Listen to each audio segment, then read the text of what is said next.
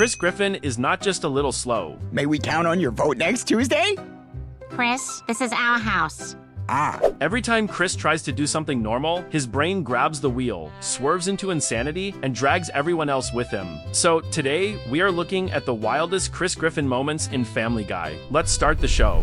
Season 14, episode 13 begins with Chris doing one of the dumbest things a teenage boy can possibly do. He takes advice from Neil, already a mistake. Neil tells him that if he wants girls to notice him, he should text an inappropriate picture. All right. What could go wrong? He sends the picture to a girl at school. The school freaks out, the police get involved, and suddenly Chris Griffin is legally considered a creep. Even the principal cannot sugarcoat it. He tells Chris and Lois straight up that Chris is now officially a sex offender, which means he is so stupid he accidentally joined the same club as Quagmire. Local teenage scumbag Chris Griffin, whose name will be omitted here, was caught sending quote-unquote graphic selfies of his hog.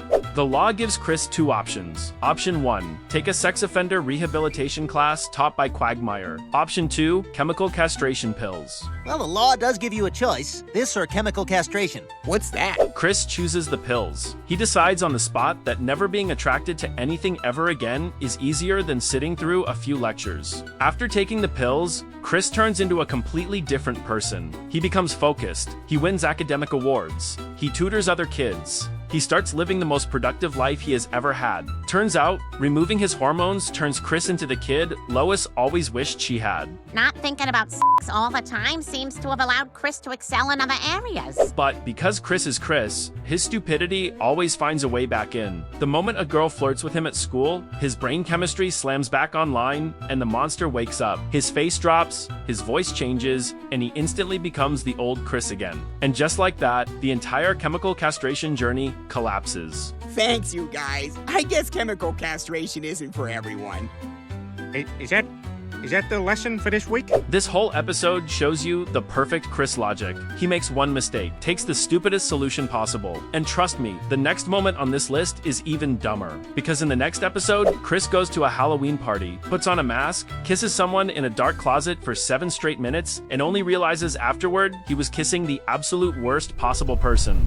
Season 9, Episode 4 is proof that Chris Griffin might have the lowest situational awareness in the entire cartoon universe. This kid walks into a Halloween party and suddenly believes he has become a completely unrecognizable mystery man. In reality, the only thing hiding his identity is the fact that nobody at that party expects Chris to ever be near a girl. Meg shows up dressed as a sweaty cat. Chris shows up dressed in a costume. The party immediately turns into the classic high school chaos. Masks, music, hormones, and a bunch of kids who should not be trusted around spinning bottles. The bottle lands on Meg, then it lands on a masked guy. The rules say they go into the closet together for 7 minutes, and the masked guy is Chris. Only Chris does not realize that, and Meg does not realize that. And the two of them walk into the closet, seal the door, and start making out like this is the proudest moment of their teenage lives. 7 minutes go by. 7 full minutes. That is a long time to not notice who you are kissing when you live in the same house. When the door opens, Connie looks inside and sees Meg and Chris making out. My God, what are you doing here? Trying to grab some From your sister? I didn't know it was you! They yell, they panic, they call themselves disgusting. They insist this has never happened before. But if you have watched the show long enough, you know that is not totally true. They have been caught in weird, borderline moments more than once. This is basically the upgraded nightmare version. Oh, maybe I can get in on this. And somehow the next moment is even dumber, because it is the one where Chris lets a talking pimple take over his life and commit crimes. Season 4, Episode 7 proves that Chris Griffin's stupidity is not just powerful, it is contagious. This kid wakes up with a giant pimple on his face. A normal human would pop it, wash their face, and move on with their day. Chris looks at it, smiles, and decides to name it Doug. And then he starts treating it like a best friend. This is already brain-melting behavior, and the episode has not even gotten weird yet. Then Doug talks. The pimple literally opens a mouth and speaks. And instead of screaming or going to a doctor like a sane person, Chris reacts with, "Oh, cool, new friend." His stupidity is so dense that the laws of biology just give up and let his acne develop a personality. Doug becomes the devil on Chris's cheek. He whispers. He schemes. And Chris obeys every single instruction without stopping to ask even one basic question like, why is my zit encouraging crime?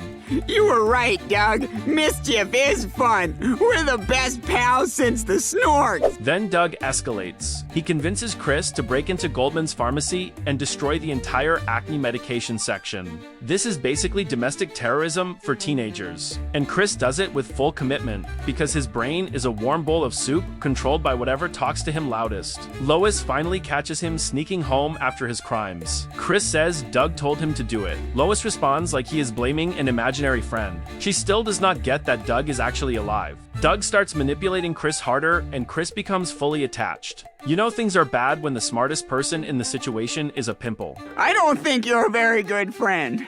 I'm not gonna listen to you anymore. Oh, yeah? Chris eventually reaches his breaking point and tries to cleanse himself of Doug at the dermatologist. This should have been a simple appointment, but Doug is not finished. Doug pulls a gun and tries to shoot the doctor. I do not know where a pimple stores a firearm, but at this point, the show is not even pretending to make sense. Chris manages to stab Doug with a syringe and destroy him. And Chris walks out covered in sweat and triumph, like he just won a war, against his own face. And somehow the next moment is even weirder, because it is the one where Chris builds an entire life-size girlfriend out of stolen objects.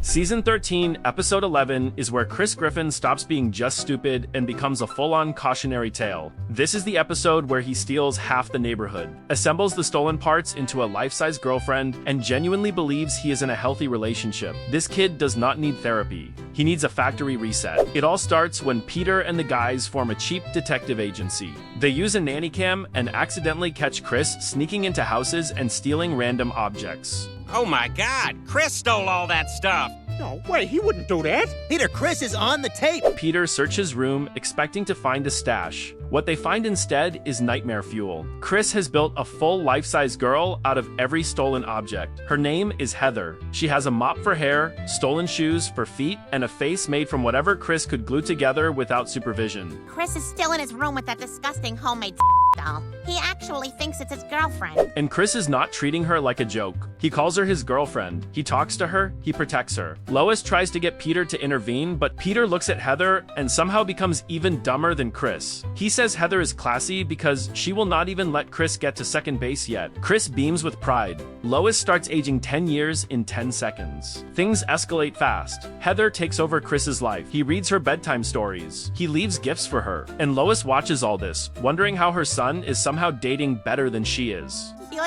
such a sweetheart. Read the card. To Heather from Chris. Oh. Eventually, Lois snaps. She cannot handle the fact that a pile of stolen junk is being treated with more romance than she gets from her husband. So she does the most rational and mature thing possible. She kidnaps Heather, drags her into the woods, digs a shallow grave, and buries her. Mom, Heather's disappeared. Have you seen her? No, I haven't, sweetheart. Then Lois calmly tells Chris she wants to take a walk with him. A walk straight to the spot where Heather is lying in the dirt like a cheap horror movie prop. They dig her up together, and Chris cries like he just lost a real person. Lois apologizes and says if Chris ever treats a real woman the way he treated Heather, he will make her very happy. You ever treat a real woman the way you treat that doll, you're gonna make her very happy. Really? Chris, in full dramatic grief, picks up a knife and finishes Heather so she can rest in peace. And somehow, the next moment is even more chaotic, because it involves Chris, time travel, the Titanic, and killing a man by shoving him off a rescue boat.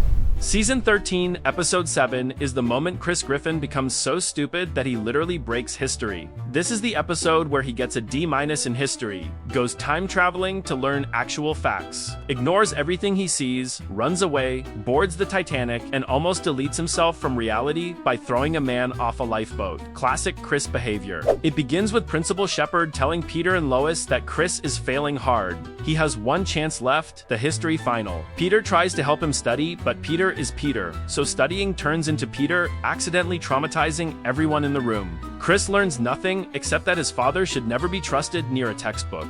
Dad, it looks like some girl sent you a picture of her privates. Oh crap, Lois, I don't have the phone. Stop sending pictures. Brian and Stewie see Chris struggling and decide to take him on a time travel field trip. Maybe showing him history will work better than teaching it. It will not, but they still try. Maybe there's a way to actually show Chris history with my time machine. Well, that's really nice of you, Stewie.